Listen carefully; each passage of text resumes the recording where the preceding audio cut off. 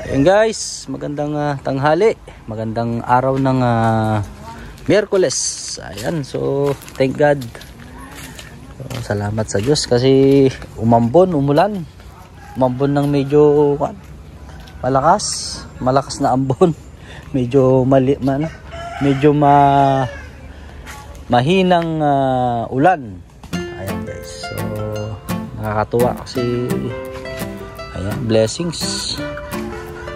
Basa yung mga tanim natin, na ulanan yung mga pananim natin. So ito yun guys, so konting update. Ayun namanada, may 5 na lang na natitirang manok natin bago yun. Isa yun yung tabi ng manok, tabi ng tubig. Iba yung kulay ng tubig babaguhin natin mamaya. Kainin natin sila guys.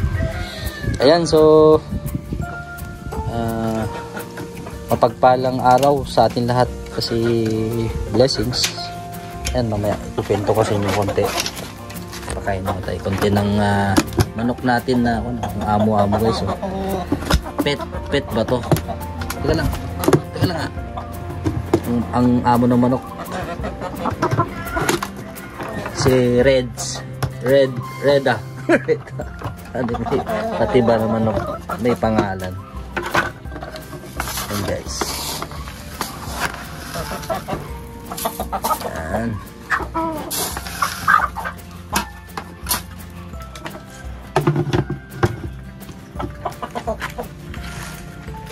Ayan. Tingnan natin kung may itlog. Ito luma na kasi ito sabi ko kay tatang tanggalin yan.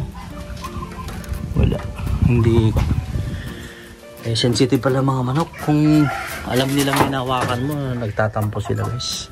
Ayun, isa na lang to. So baka niluto. Salukuyan pa lang silang bumubuo ng itlog. Ayan, so yan, punta tayo sa ibang pananim natin naman. Pakita ko lang sa inyo guys yung papaya. Sara ko lang. Papaya.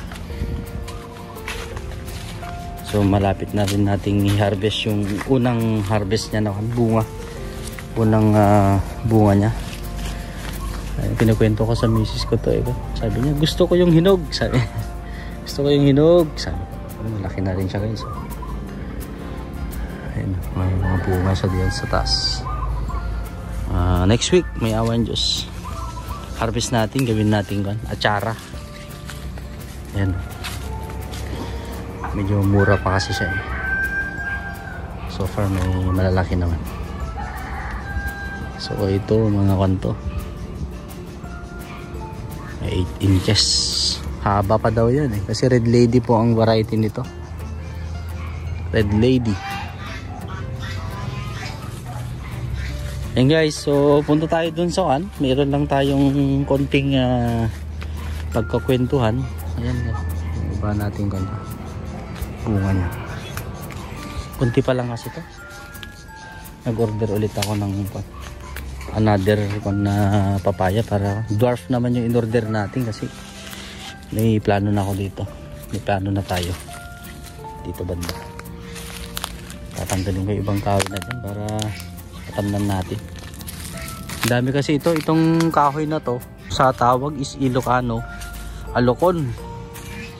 Yan po guys, yun yung malaking puno pa doon Alocon din yun. Sa iba nag-alibabag. Ito pag bumunga to kasi ito masarap na gugulayin at saka ihalo sa munggo guys. Munggo na sa Ilocano pinablad. Daming tumubo dito. Pati dyan sa may pato. Alocon din yung iba dyan. So ito na po yung next na natin. Tatamnan natin guys. Next na tatamnan natin to kasi pinaararo na natin. So lagyan muna natin ng ganito. Yung basta itong boundary ng bakod na magkabila ang gilid, tapos diretso papuntang ilog. Ito po yung parte pa rin ng lupa. So tatamnan natin ito ng pechay muna kasi sa summer na natin talaga tatamnan ng main crop season to. Depende kung anong magiging plano later on. Usapan namin ni Tata. Yan po. Ito pasalamat ako dun sa dating may hawak si Pidnoel kasi actually hindi ko pa naibalik yung Sanla pero sabi ko araruhin na natin, ipaararo ko na Pid kasi mahirap nang pumasok later on ng araro kasi pag nakapagtanim sila magkabilaan wala na, hindi na makapasok ang traktor. So yan po. Siguro mga more or less 1/4 din yan, mga mahigit siguro 1/4 yan. Tapos ito po yan lang naman. Ano pa ba, tingnan natin yung ibang pananim natin.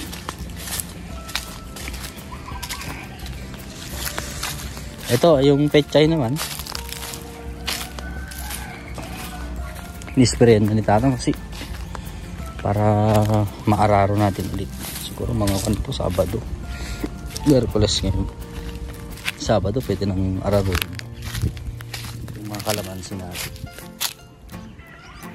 Kalamansi so far okay naman yung kalamansi, buhay naman na. Meron ako isa dito napansin, yung mga nyug natin tumatangkad na rin. Ito naman yung kalamansi, kala ko nun mamamatay ito, matutuyo na to eh. Kasi ito yung malaki na to, ito yung mabilis lumakay. Mga kwan na to, may malapit hanggang bewang na yan. Mga kwan na yan, mga 2.5 feet na yan. Simple lang. So nispray nga si Tatang ito para mamatay yung mga damo. Ito yung nyug natin, itanim natin na kulay bulimba daw ang tawag nito eh. Kulay yellow yung puno. Yan.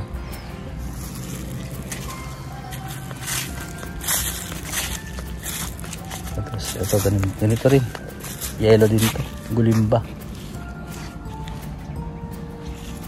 Malalaki na sila guys, lumalaki na kasi hindi ganito noon yung katangkad niya eh, hanggang kwan ko na eh, kung hindi ako magkakamali. Ano mo guys, so lapit na sa dibdib.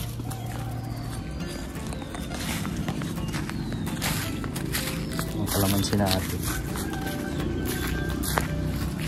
So may plano kasi tayo dito sa area na to, hopefully pag-pray natin na ma-implement natin yung plano natin. Kaya nagtanim tayo ng nyug at saka kalamansi para preparation niya is mas maagang preparation, mas maganda. Ito naman yung lemon. Yan, lemon. Yung actually ito freebies lang to, freebie. Binigay lang, libre na freebie nung kaibigan natin na nagbebenta ng seedling sa pag pinagkuhanan natin ng nyug. Ayan guys, so ano pa ba? Nyug ulit yan. Ito yung itsura niya.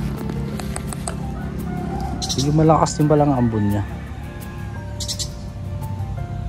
So yun lang po ang isa sa mga natutunan ko lang sa pagpa-farming natin is kailangan mo lang talagang consistent.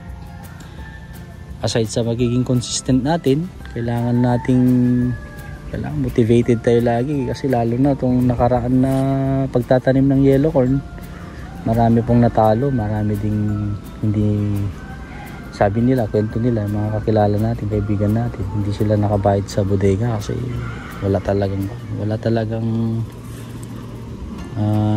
income masyado, lugi talaga, expenses. Tapos ang isa sa mga natutunan ko dito, kung maaari, kasi ang mga bodega nagpapautang sila may interest kasi yan. Tapos yung kung ano yung principal at saka yung interest niya, pagka di ka nakabayad, magi-interest yung buo ulit yun, pati interest niya, so compounding siya. So akin lang medyo magaan yung isip natin dahil hindi tayo humiram sa bodega, humiram tayo materialis lang dun sa hardware na nagbaba and sell din ng butil. So kung maaari sa pagdidiskarte ng farming, kailangan kung gusto natin na hindi tayo makautang ng pang-expenses sa sakahan, maggulay tayo, magtanim tayo ng gulay, tapos maaari meron tayong another source of income muna habang nagfa-farming tayo, kasi doon tayo mababaon ng utang. Kaya may mga kwento na kasi na nababaon sa utang dahil ang itinatanim lang, one crop lang, kasi monocropping yung yellow corn. Kung yellow corn kasi lang ang tatanim natin guys, pangyayari po dyan, mag-aantay ka ng 4 months before ka paano kung yung 4 months sa pag-aantay mo na failure yung pananim mo? Yun po yung problema natin ngayon dyan. Paano tayo makaka-recover kung yung utang natin hindi natin nabayaran, tapos nag-compounding pa yung interest, pati yung principal money o principal amount? Yun po yung mangyayari.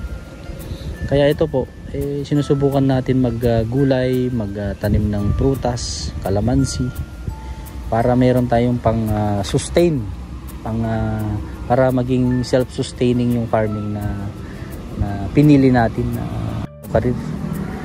So yan guys, so yun lang muna guys. Hanggang sa muli, maraming salamat sa pagsubaybay. See you sa ating next video. God bless, mabuhay na lahat mga ka-algoy, mga ka-prepper.